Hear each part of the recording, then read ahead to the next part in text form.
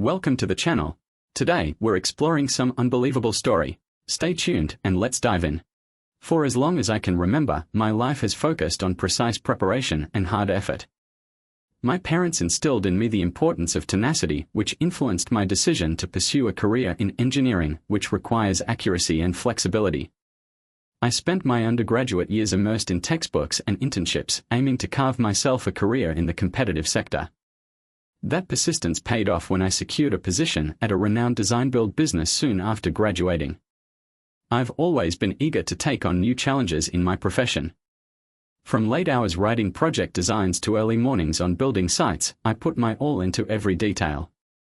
My duties grew when I was appointed chief engineer, a position that required not just technical competence but also leadership and rapid decision-making. However, every accomplishment came at a cost: long hours, continual travel, and the impact on my personal life. Despite the hard schedule, I felt I had achieved balance in my marriage. Cassandra was my rock, someone who understood the demands of my profession and supported me through thick and thin. She often laughed about how irregular my travel schedule was, but her light-hearted comments comforted me that she didn't care. I imagined our relationship could withstand the storms, and I worked hard to ensure she never felt ignored. Still, I had moments of uncertainty, wondering whether I was spending enough effort to my personal life. My frequent absence weighed on me, so I tried to make the most of my time at home. It was during one of those brief intervals, after returning from yet another work trip, that I first felt tremors of unease, a subtle alteration in the nature of my relationship with Cassandra. Several years ago, when heading engineering projects for a construction company, I often found myself on the road when difficulties required quick solution. One specific week began at 7:21 a.m. As is customary. Departure from Logan International Airport. I woke up before dawn, making sure everything was in order before traveling to Richmond. By Tuesday afternoon, I was engrossed in on-site problem-solving, working with the team to resolve any issues that arose. Although I trusted Marcus, our project manager, to handle things going ahead, I chose to keep a careful eye to ensure no other problems emerged. Wednesday afternoon, I headed to Lexington to meet with co-workers. Sarah Bennett, a woman I'd trained years earlier, was heading a project there but was about to go maternity leave. Knowing her upcoming leave, I checked her papers to find a successor. Sarah had everything under control, just as I had imagined. After supper with Sarah and her husband on Wednesday evening and a team meeting on Thursday morning, I flew home and got at the office at 1:45 p.m. I informed my supervisor, Mr. Jenkins, about the issue in Richmond, suggested greater control, and briefed him on Sarah's team. He agreed with my ideas and instructed me to take the rest of the day off after submitting my expenditure report. After finishing the report, I contacted my wife, Cassandra, to let her know I'd be home early. Just as I was ready to depart, James Gardner, my childhood best friend and colleague, entered my office and locked the door. "Hey, Liam. How was your trip?" James inquired. "Long, but productive," I responded. "Marcus should be okay if he keeps on top of things, but honestly, I'm exhausted. And Mr. Jenkins advised me to go early." James' face became grim. I joked, "Relax, James, I am not fired. I simply need a break. After this excursion, I want to take flowers and champagne to surprise Cassandra. Everything work-related can wait." James cut in, "Liam, this isn't about work, it's about Cassandra." Panic grabbed me. "What's wrong with her?" He paused before blurting out, "She's messing around while you're traveling." I looked at him in bewilderment. Cassandra had always been open about her free-spirited background, but she let it go when we committed to one other. "That isn't funny, James. I do not appreciate it. You should leave and reconsider our friendship." James sighed. "I understand it's not humorous, Liam, but I believe it's real. I heard it from Oliver Campbell, who got it from David, whose acquaintance was engaged with her. Apparently, he wasn't the only one, which is why word got around." I was furious and screamed, "It's not true. Do not repeat this foolishness. If you do, you'll make certain you regret it." James, evidently furious, gave me a card. "I wouldn't tell you until I was certain. Here's the number for a private investigator that my cousin utilized. If you don't believe me, have her confirm it." He went, leaving me fuming, torn between skepticism in his assertions and rage at the loss of trust. I took a long breath, attempting to calm the rush of blood beating through my temples. It didn't work perfectly, but it helped me concentrate. James has been my best buddy since childhood. We had been close ever since his family moved next door.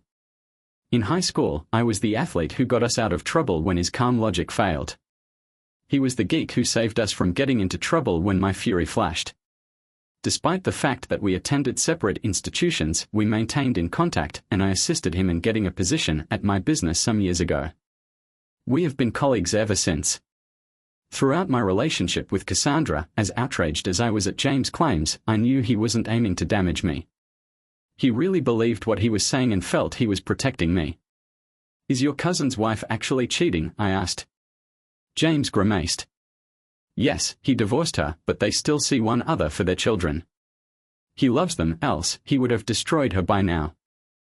He apologized again and took a call, leaving me to deal with everything on my own. I reflected on his charges while feeling sad for James' cousin. My heart went out to the children. They had not chosen their parents or the situation they were born into. It impacted me more since Cassandra and I were planned to start a family with the goal of having at least 2, if not 3 children. I attempted to dismiss James' accusations on the way home, but the notion stayed nagging at me. I could not believe it. I refused to believe it.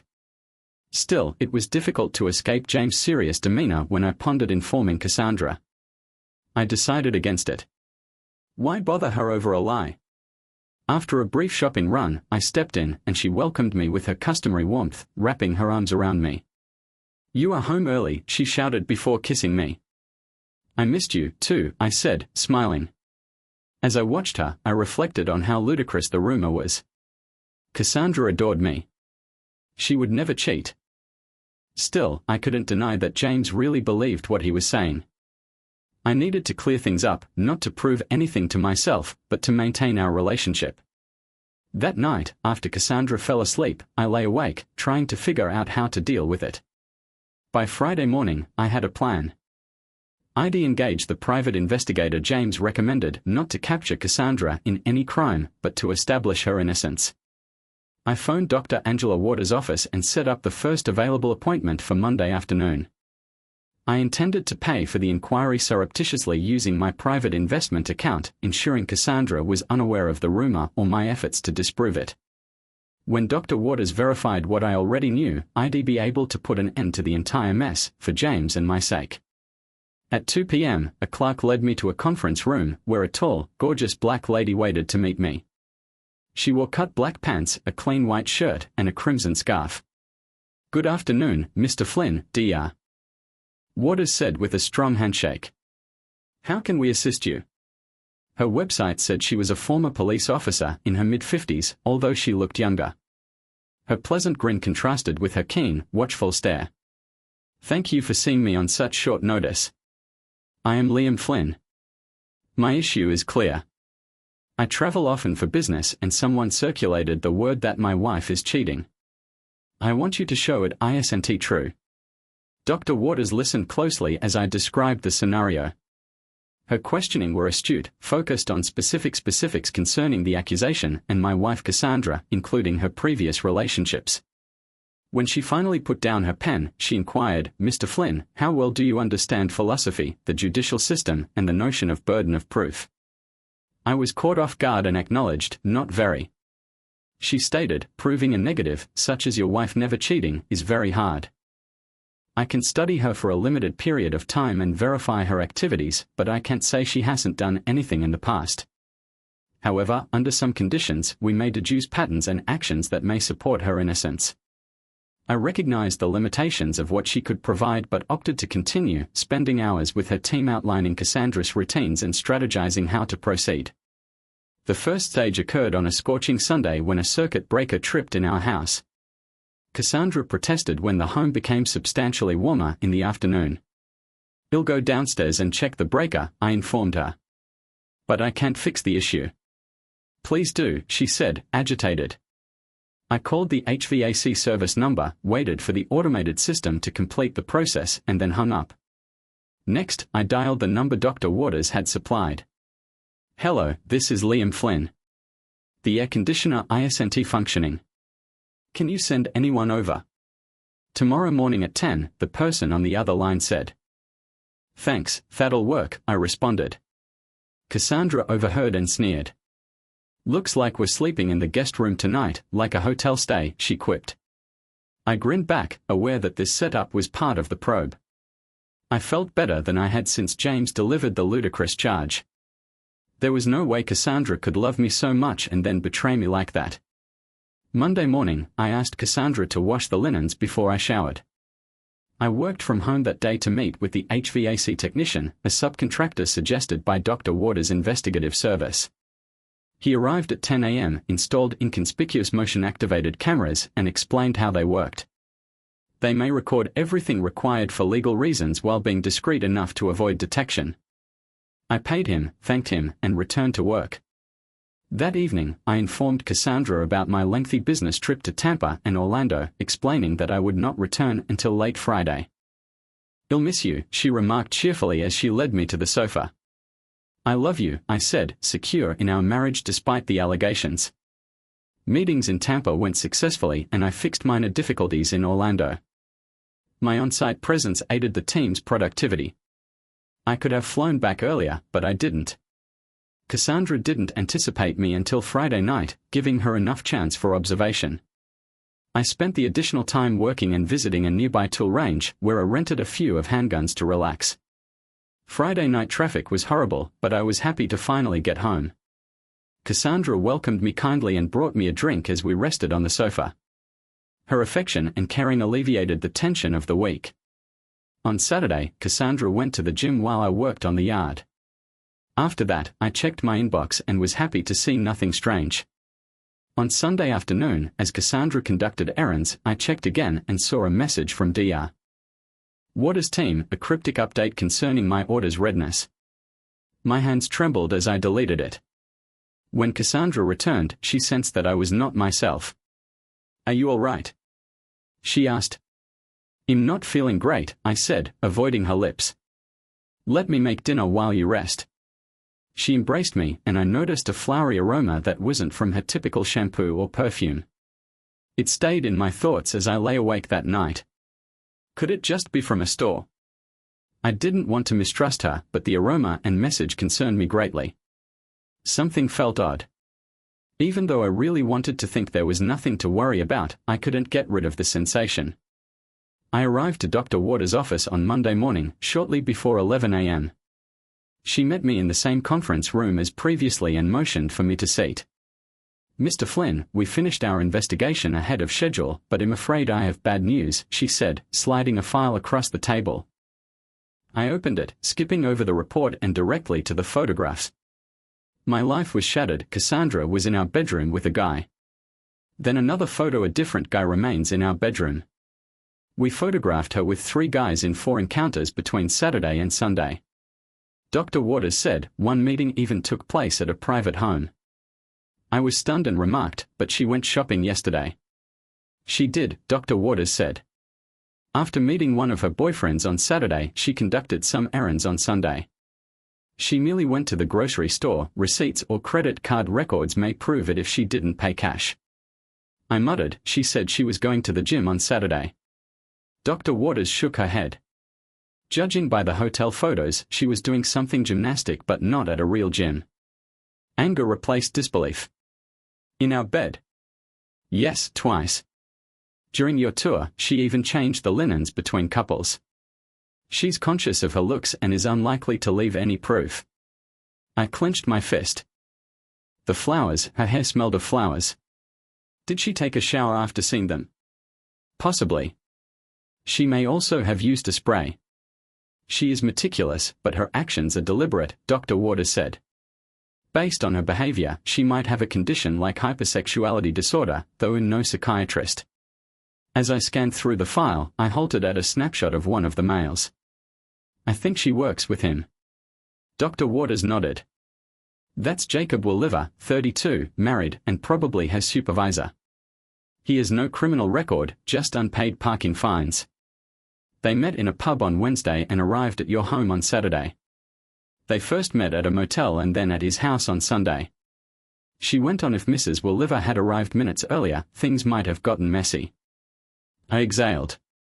Cassandra once told me that she was wild in college but has since changed. She said that she wanted to settle down and loved me. I believed her. My voice faltered and Dr. Waters gently touched my arm. I glanced at the photograph of Jacob Walliver, fury pouring within me. My mind raced with ideas of what I would do to this lying, dishonest guy. Dr. Waters forcefully grasped my arm, forcing me to face her gaze. Mr. I'm sincerely sorry, Flynn, but don't allow your anguish cause you to behave out of character. Many individuals crave vengeance when they are wronged, but going too far may damage their lives. Jail, losing their job, and hurting their future will not solve the problem. It is her error, not yours. I agreed grudgingly, my thoughts racing. I would not let fury overtake me, but I would make her pay, carefully. Do not worry, Dr. Waters. I'll maintain control, but shall feel every bit of the misery she gave me, I added. She groaned, but did not protest more. Just take care. Do not let this come back to haunt you. She directed me to her uncle Jack C. Godwin, an experienced divorce lawyer. I spent hours in Piedmont Park strategizing my next moves before meeting him. Jack was the polar opposite of his niece, short, humorous, and casual, but equally smart. He examined the facts and swiftly set to work. This is solid, Jack said, pleased by Dr. Waters' diligence. He'll have everything ready by next Monday, but expedited work will cost extra. Do it, I responded. I also provided a particular request for my situation. Jack cautioned me to walk cautiously, adding that appearances are as important in court as the law. I agreed, faking a faint grin. I got home late on Monday night, pretending to be unwell to avoid Cassandra. I bathed and tried to put her out of my thoughts, focused on the next steps. Tuesday morning, I discreetly departed for a trip to Charlotte. Thursday night, I made a tough decision. James, this is Liam. I owe you an enormous apology. You were correct. I was totally mistaken. She played me. James promptly forgiven me and offered his support. I spent Friday avoiding Cassandra, claiming to be too weary to interact. On Saturday, I went to my parents' place to assist with a project, using it as an excuse to leave. I wanted to tell my dad everything, but I held back since I knew it wasn't the proper moment. I'd wait till the dust cleared to ensure my plans kept on track. Late Saturday night, I contacted Cassandra to inform her that I wouldn't be home until Sunday afternoon. Her tone indicated that she was not at home and was unlikely to be alone. I maintained my calm and ended the conversation with a false love you.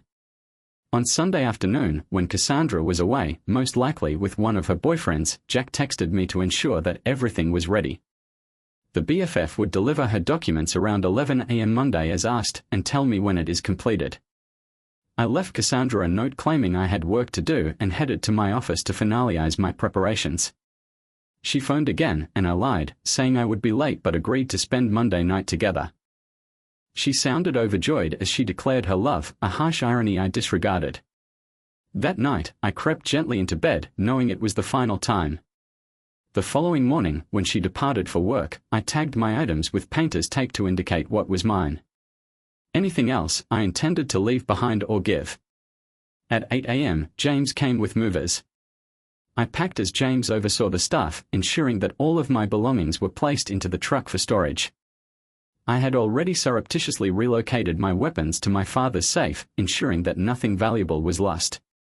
When Cassandra's friend Emily observed the moving truck, I swiftly stopped her. It's a surprise, I answered, grinning. I'm replacing outdated furnishings for our next anniversary. Don't mention anything to Cassandra until she informs you. Emily smiled and agreed to keep the secret. Rumors were certain to circulate by lunchtime, but it wouldn't matter. I tipped the movers handsomely, thanked James, and went to the bank. I took half of our joint account money and put them in a new account I had set up. Then I cancelled our common credit card to ensure a clean financial split. At 10:45 a.m., I parked in a Sandy Springs spot and prepared to write my well-crafted email. Cassandra arrived at her workplace and the process server texted her updates. The papers were served at 11 a.m. I saved the email to our shared family account and sent it to friends and relatives. It announced our separation and included 3 images of Cassandra and Jacob together, all time-stamped for clarity. To avoid going too far, I cropped and blurred the photographs to make them both suitable and irrefutable. The message did not reach Cassandra or Jacob. I intended to catch them off guard. After ensuring that everything was in order, I logged out, closed my laptop, and sat back. The storm ID planned had started. At 11:30 a.m., Cassandra phoned. Her voice was terrified. "Liam, what's this about the divorce?" "Why?" "I assumed we were happy. Did you discover anybody else?" I laughed bitterly. "Happy? I thought so too, until I discovered what you were doing. Check the back of the envelope. Open the package I received from my lawyer." I could hear her cursing and screaming, claiming she loved me just as much as she did 5 years ago in front of God and everyone at our wedding. "Liam, it's not what it looks like," she yelled. "Really?" I responded. "No, let me explain," she pleaded. "Not interested," I said. "My attorney's contact information is in the package. Talk to him." I hung up in mid-sentence and ignored her subsequent calls. She left voicemails and messages with denials and excuses. Without reading or listening, I erased them all and banned her phone number. Next, I phoned her father. "Hello, Bob. It's Liam. I apologize for bothering you at work, but this is vital. I wanted you to hear from me first." "The marriage is over," I said. I overheard him gasp. "What has occurred, son?" "Cassandra has betrayed her vows. I have proof, dates, times, images, and video. It has been eliminating me, but I can no longer trust her. The papers were filed this morning, and she has been served." "No, I can't believe it," Bob said, his voice quivering. "She assured me she was over this. She made promises to all of us, Liam, but she broke them. I deeply loved her, but it's over." I wanted to tell him personally since I admired both him and Chess. Bob felt profound guilt and sadness for what Cassandra had done. We closed the conversation on a melancholy note. I left a message for Chess, assuming Bob had contacted her before. At 11:16 a.m., it was time for the following phase in my plan, which I had considered but eventually chose to carry out. I entered a facility wearing sunglasses, a baseball hat, and a phony delivery lanyard, gum in my mouth for added flair. At the security desk, I introduced myself. "Hello, T.C. Flynn from Sunshine Couriers. I've got a special package for Mrs. Melissa Walliver," I said. The guard frowned.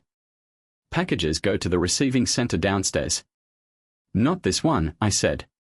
"Personal identification and signature are required under court guidelines. I can keep things quiet, or we can create a scene, it's your option." The guard paused. "What do you want?" "I just need to meet her in the lobby, get her ID and signature, and get out in 5 minutes." "No problem," I answered. He gave a reluctant nod. "You'll need a visitor pass and he'll hold your ID until you return it." I gave him my driver's license, got the badge, and proceeded upstairs, my plan fully in place. I chewed gum as I walked to the elevator and approached Melissa's firm's front desk on the 3rd level. After some reluctance, the receptionist called her.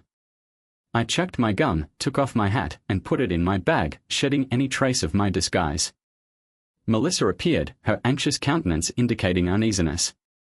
She was a stunning lady, perhaps in her early 30s, with tanned complexion and dark brown eyes. "Joan said you have something for me to sign," she said cautiously. "No signature is required, Mrs. Walliver," I told her. "I'm Liam Flynn, and I'm here because your husband has been having an affair with my wife." I gave her a cropped picture of them in bed. "This envelope contains proof, dates, times, photos, and confirmation from private investigators." Tears flowed down her cheeks as she muttered, "It has to be fake."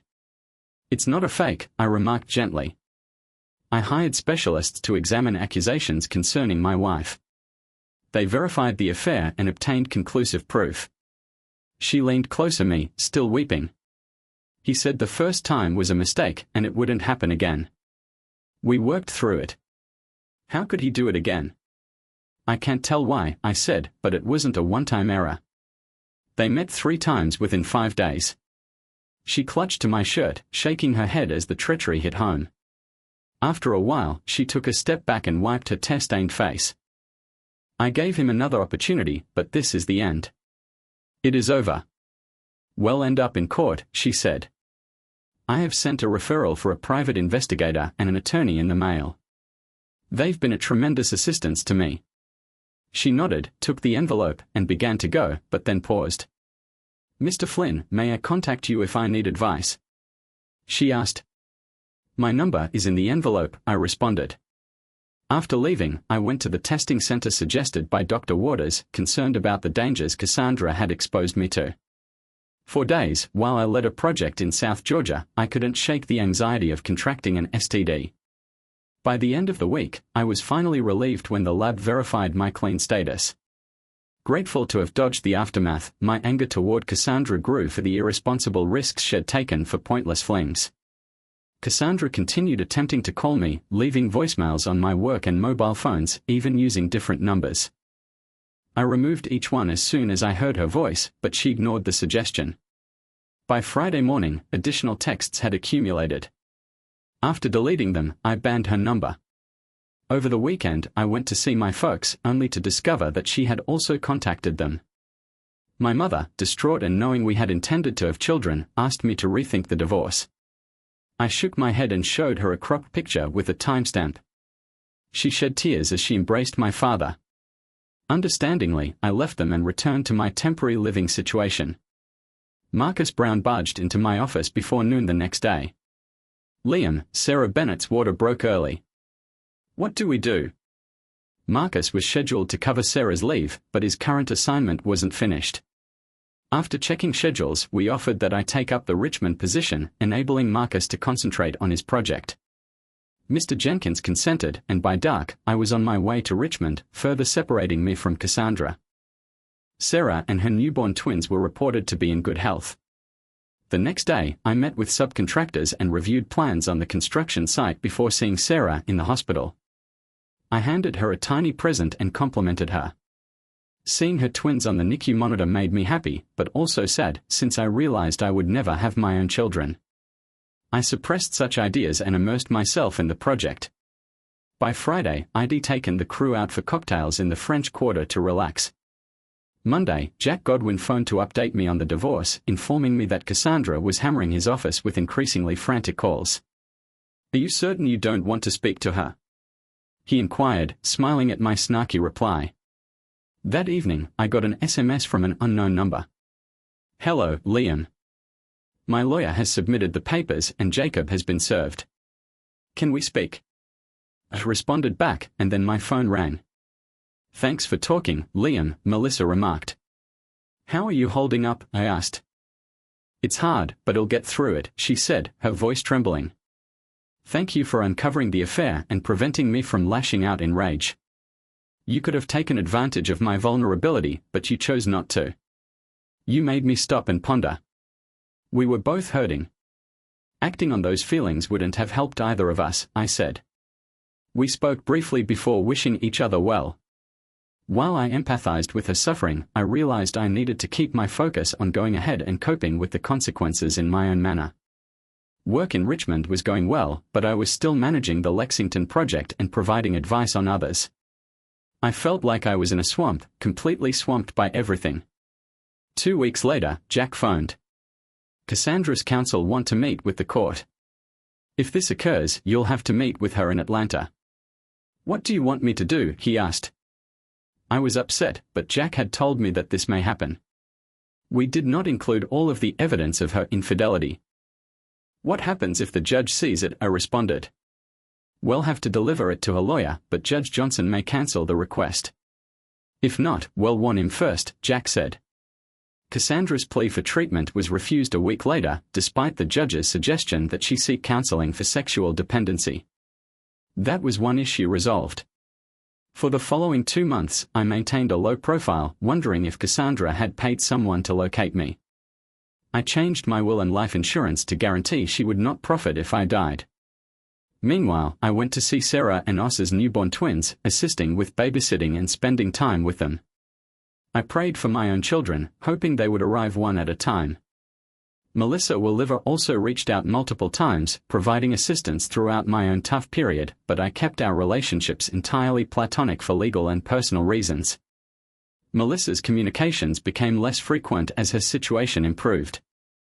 I purchased a property in North Brookhaven using monies from my own account just before Sarah returned to work following her maternity leave. The twins were prospering, but I knew I'd miss seeing them develop.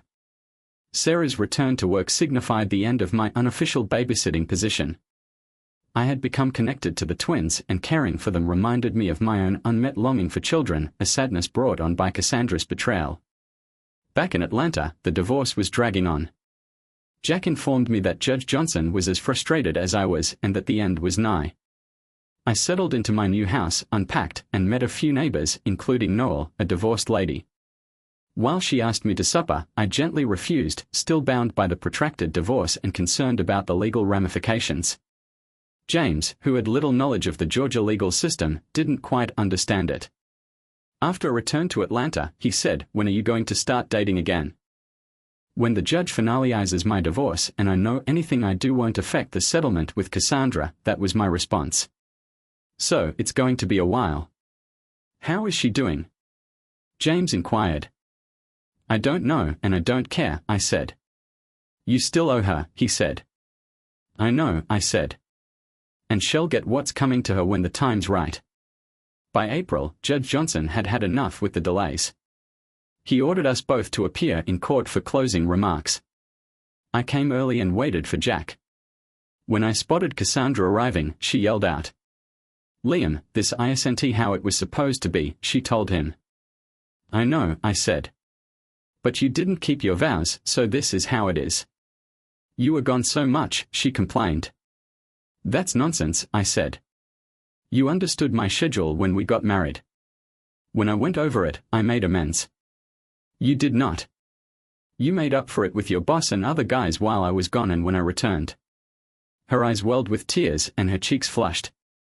"But I had needs. I observed others observing us and said, no need.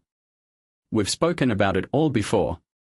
You swore to stop roaming and desired a family. You got married but failed. Get beyond it." "I did, or find another therapist." She recoiled from my comments, visibly distressed. I turned and left her standing there, still in tears, while Jack approached me. "Trent, please," she said, but Jack and I entered the courtroom. Judge Johnson requested that we be there when the divorce was formalized, which likely prevented Cassandra from delaying. He said that it was the first time he had seen us together, which set her off. She sobbed, but he quieted her before issuing the decision. The gavel dropped, marking the end of both the case and our 5-year marriage. I shook Jack's hand and thanked him before turning to go. Cassandra hurried up to me, pleading, but I ignored her. She began yelling and using obscenities. She knew better than to behave that way in court, but her rage took over. I'm not sure whether the court officials apprehended her, but Jack and I took advantage of the opportunity to leave. The next day, Jack applied for a restraining order, which Judge Johnson approved without hesitation. It was a relief that Cassandra would stay away, and I wouldn't have to deal with her anymore. Part of me hoped she'd resist, even if it meant going to prison for a short time, but she was too clever for that. She vanished from my life for good. The next weekend, I resumed dating, reuniting with Noel for a rescheduled date. She was kind, but it immediately became evident that we had nothing in common, other from a prolonged dry period. When I drove her home, she welcomed me inside, and I did not refuse. A few seconds later, we were in her bedroom. After the second time, we both smiled, and Noel cuddled up next to me. "Liam, we can do this again sometime if you want," she remarked, confirming my hunch from dinner that she was not seeking for something long-term or permanent. I thanked her and went home. Noel and I became casual acquaintances after a few minutes, but we never saw one another again. The next weekend, I dated another lady, followed by another in Richmond the following week. After each date, I was crushed in more ways than one. I recognized that, despite my happiness, I was still no closer to finding the ideal lady. I wanted a friend, a lover, and a lifetime companion with whom I might someday build a family. Over the following 2 months, I started to wonder whether this would ever happen, or if I would ever find true happiness. However, short-term bliss occurred often and was delightful. Until Independence Day weekend, when I went to see my parents and spend time with my sister, her husband, and their 4 children. Mom, knowing me better than I did, warned me that day, "You'll probably never give your father and me grandchildren unless you change something." "I understand, Mom. I bought a house and am renovating it," I explained. "Trent, a house is not a home yet. A guy and a nice woman, not one of those strumpets you've been dating, can make it a home if they put in the effort, son. You must find a good woman." "I understand that, Mom. And eventually, I will. I will locate her. Just give me time," I replied. She hummed. "If we give you more time, your father and I will be dead by then and never meet our grandchildren." She was somewhat teasing, but it made me ponder. One evening in late July, I received a text. "Hello, Trent. It's Sophia Walliver. Can we chat when you have a minute?" Honestly, I was astonished to hear from her after so long. I finished cleaning the paint sprayer and responded swiftly, asking her to call when she could. A few minutes later, she phoned. "Hey, Trent, thanks for agreeing to talk to me," Sophia remarked. "Not a problem, Sophia. How are you?" I asked. "We haven't spoken in a while, which is why I was hesitant to message you tonight. I wasn't sure if you wanted to talk again after everything that had happened," she said. I laughed. "Unless you were actively involved in getting my ex-wife and your ex-husband, as of today, back together, I don't blame you for what happened between them or the mess they made, so I've got no reason not to talk." "Good, because I swear I had nothing to do with it," she told me. "And I did not believe you did. So, what's happening?" "It took longer than intended, but like I already said, I am now free. I even got my maiden name back, Ortiz, and I wanted to thank you," she said. "You opened my eyes to what the Morin was up to, provided me with free proof so I didn't have to pay money I couldn't afford, and advised me. I went to another lawyer, but Trent, you truly helped me, and I appreciate it." "You are welcome, Sophia. Don't worry about it again, okay?" I said. "It's hard, Trent, because you were my guiding light, my inspiration when I was so low and depressed," she told me. "I don't know you well, but I like what I've seen so far, so I'm going to take a risk and do something I've never done before. Will you join me for dinner?" The meal was fantastic, but I spent the whole night fantasizing about how nice and gorgeous she was and what sort of ex-husband the world's greatest fool would have to be to abandon her. Rather of thinking on what we were eating, I reflected on how Cassandra had deceived me and how it had altered my perception of everything. Sophia was equally as lovely as Cassandra, but after uncovering Cassandra's secret evil side, the one that would betray the man she was meant to love above all others, her previous score of 11 fell to negative digits in my eyes. "You're staring," Sophia remarked, smirking. "Almost as much as I do." I smiled and nodded. "It's fun to focus when you've got someone so nice to focus on." She flushed and covered her lips to conceal how much she appreciated my praise. "You want to get out of here and perhaps return to my place?" she asked. "I think I'd like that," I said. "Please, Trent, take me home or wherever. Now." "I need it," she said. A few minutes later, when we drove into a street, she dug into her bag and took out her phone. "Pull into the garage," she instructed. "The door's open." We didn't leave the bed that night, save for beverages and potty trips. I was glad it was a Saturday and I didn't have to work because I could have remained with her forever. She fell asleep after our morning date, and I exhaled in relief before going to the restroom. As I went out, the morning sunshine flooded through the open curtain, allowing me to have a good look at her bedroom. Our garments were strewn on the floor, and I grinned at the thought of our passion. I recognized only the double bed and her mound of pillows, some of which had been knocked to the floor. The TV was on a stand opposite the chair, tilted so she could see it from bed, but Melissa's dresser piqued my interest. There were numerous images on there, and I rapidly went through them before being stopped. It may have been impolite, but I picked up one of the images to inspect it more closely. "What are you doing, Trent?" Melissa inquired from the bed. "Melissa, who is the girl in the photos?" I questioned, holding out the photo. "That is my daughter, Ella." Melissa said, "She's 3, and she means the world to me." Her statement surprised and astonished me, and I said, "You never mentioned her." I didn't want to bring her into the Jacob situation, so I tried to keep her out of it, she told me. But she ended up being a major impediment in the divorce. That is why it took so long. Where is she now? I questioned, trying to keep my voice calm, but I'm sure it rose slightly. She's with him this weekend. Why? Is there something wrong? I asked. Melissa sighed and began to understand what I was saying. He's a lying, cheating idiot, but he loves her. Exactly. And who else will be there when I see him at an occasion like Ella's soccer game, piano recital, cheerleading practice, school dance, or whatever? Jacob. She glanced down and nodded slowly. I get it. I've been thinking about this a lot, and I think I understand where you're coming from, she said. But consider this: if I attend one of those occasions, I will dislike him. Ella will feel the tension between us, even if she does not comprehend it. She will eventually begin to resent me, which will harm my friendship with her and, by extension, our relationship. As much as it kills me to admit it, I believe it would destroy all we have. She sat up, nearly whimpering. You mean we don't have a future? As much as I do want to be incorrect, no. I don't believe we do, I agreed. She nodded as tears streamed down her cheeks. I felt it was too simple. Too perfect. Now I know it was. Please, Trent. Just go, she urged, touching her phone a couple of times. The garage door will be open for you. I grabbed my clothing and dressed in the hallway. It stung to go, loathing myself at every turn almost as much as I loathed Jacob, her ex-husband. But deep inside, I felt that was the correct option. Later, I went to my folks' place to give them the short version.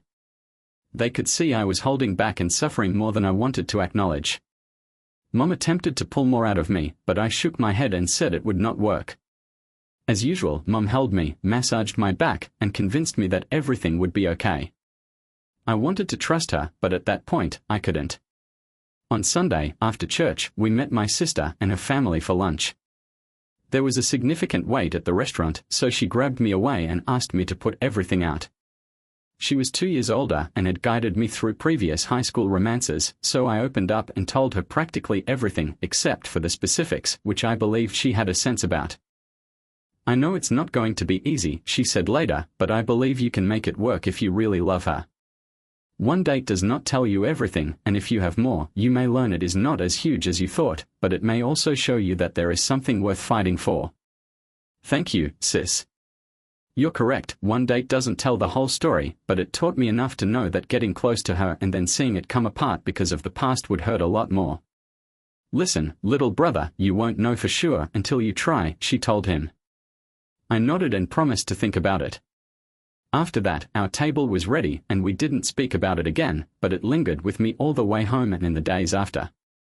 James understood me better than anybody else and agreed with my ideas, but on the way home from a trip to a plant near Lagrange, I began to wonder, given James' luck with women, was it really a good thing that he was agreeing with me?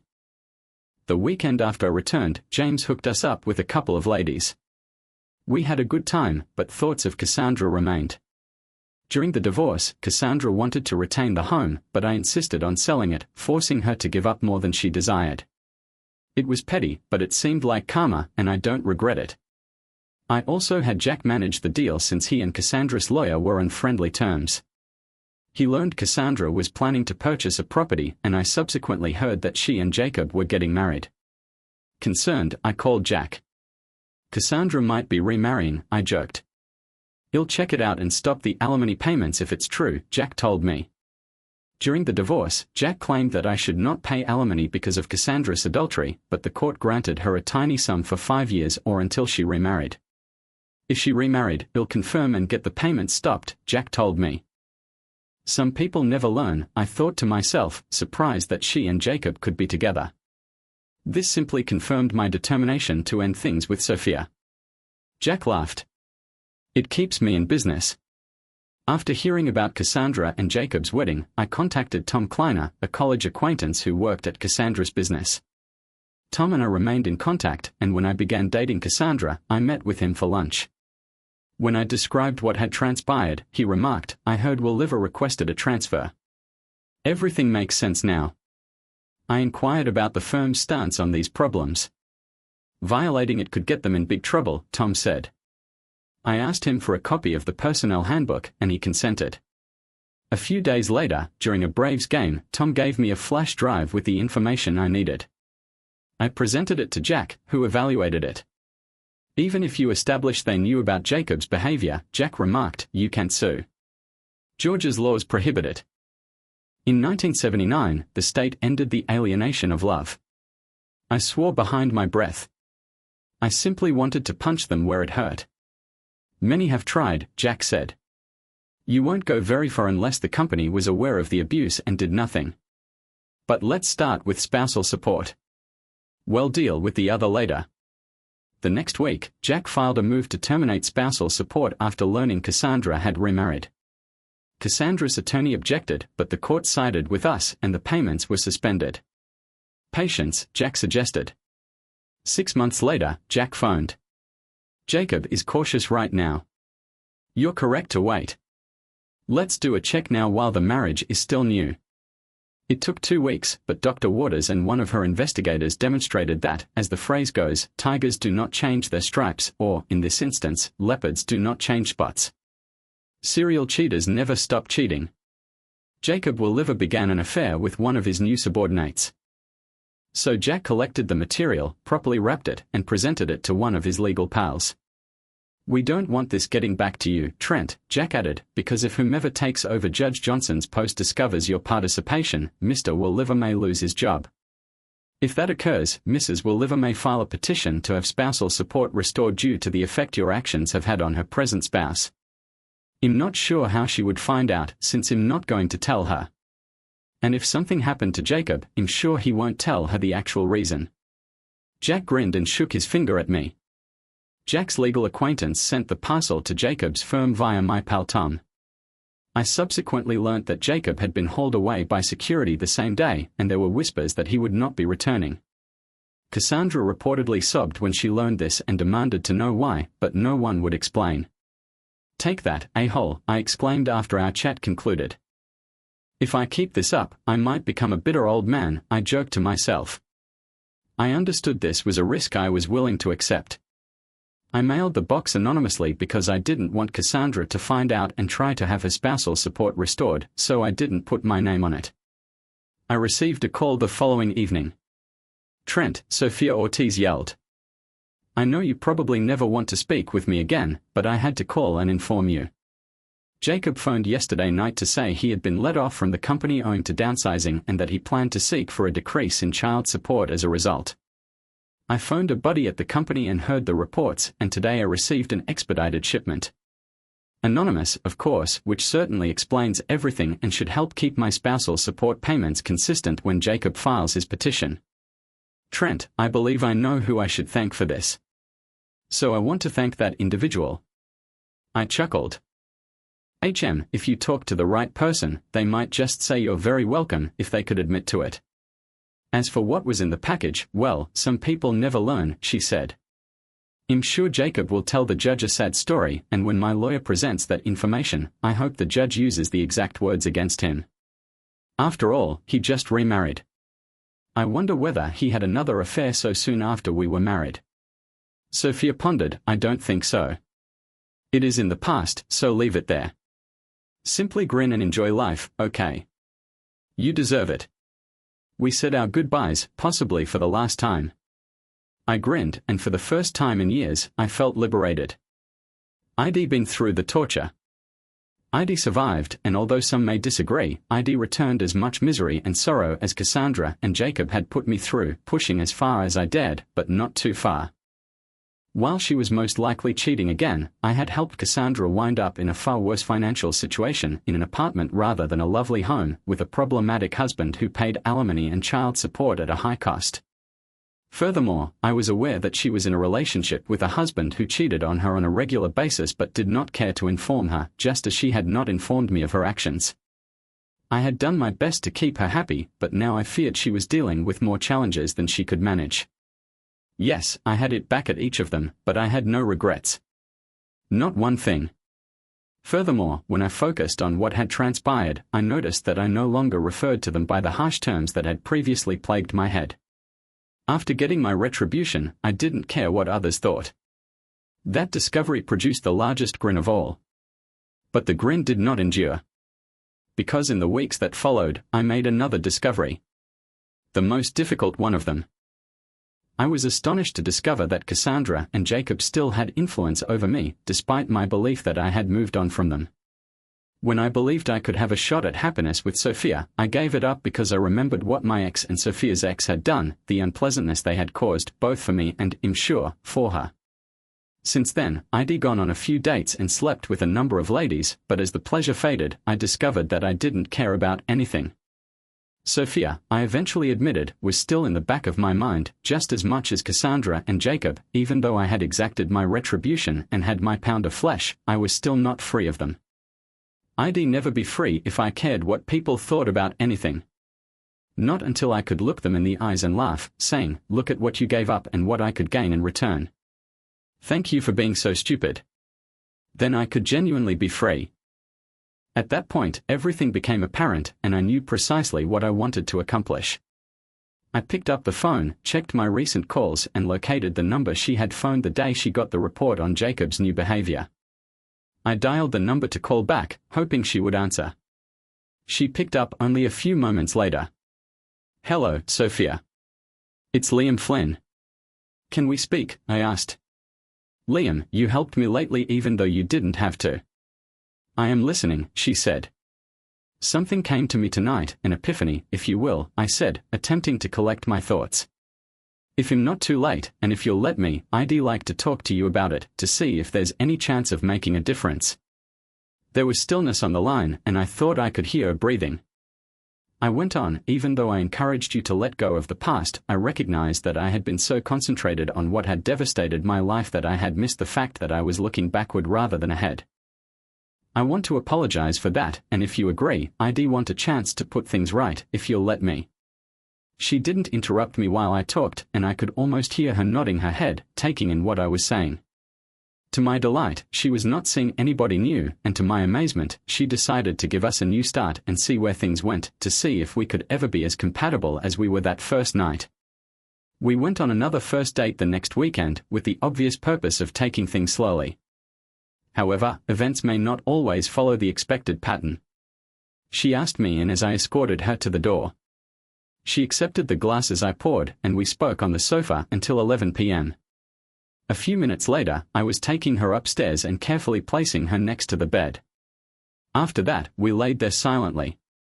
It seemed too soon. It was just our second first date, but I thought it would go well. And the way she looked at me made me think she felt the same way I did. Though we had some difficulties in the following months, we learned that we agreed on many more essential issues than we expected. Many little details were irrelevant when two individuals loved one another profoundly.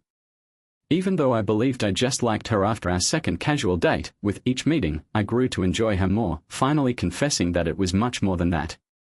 Sophia almost immediately came to the same conclusion. We started planning and working together for our future. We both desired it, so we married a little more than a year later. We resolved to try again when the time came. Little Ella was our flower girl, and Sophia and I said, "I do," with sincerity. As predicted, we've ran across Jacob a few times since then, but things haven't gone as planned. The first time we got near, he attempted to make a nasty comment about my taking seconds, but I cut him off in a whisper just loud enough for him to hear. "No, thanks. So much for getting Cassandra, the cheating asterisk, off my hands. If you believe she will be more faithful to you than she was to me, you are much dumber than I imagined. And thank you for allowing me to be with Sophia, the genuine lady you couldn't be true to. Believe me, I got the better end of the bargain." He almost choked, gripping his hands in rage, but I knew I could easily knock him down if he had touched me. Regaining his composure to protect Ella and me, he turned and went up to his small daughter, picking her up, kissing her, whispering something to her, and then setting her down while saying goodbye to Sophia. A few months later, he informed her that he was divorcing Cassandra and had finally recognized what I had said was correct. She cut him off as he tried to make a suggestion. "Too bad you didn't notice until it was too late, Jacob. Do not bring it up again." Jacob has never mentioned anything to me since we've been together, but I can still see the remorse in his eyes every time he sees us together, and I always smile and enjoy the moment. Ella is now 6 and she is at Grandma and Grandpa Ortiz's home, while I am holding Sophia's hand. Her fingers are grasping mine as if there is no tomorrow. Sophia pushes one final time when the doctor gives the signal. Finally, she leans back, and I kiss her sweaty forehead as the doctor and nurse take a step back from the bed. After a time, the midwife grins at us. "Mr. Congrats, Mrs. Flynn. I know you didn't want to know beforehand, so allow me to be the first to inform you that you had a lovely baby boy." And that's when I understood all the hardships and tribulations I'd been through were worthwhile. I knew that no matter how difficult it had been, I would not alter a thing. Thank you for watching. What do you think? Was the vengeance reasonable or excessive? Let us know in the comments and remember to like and subscribe. See you next time.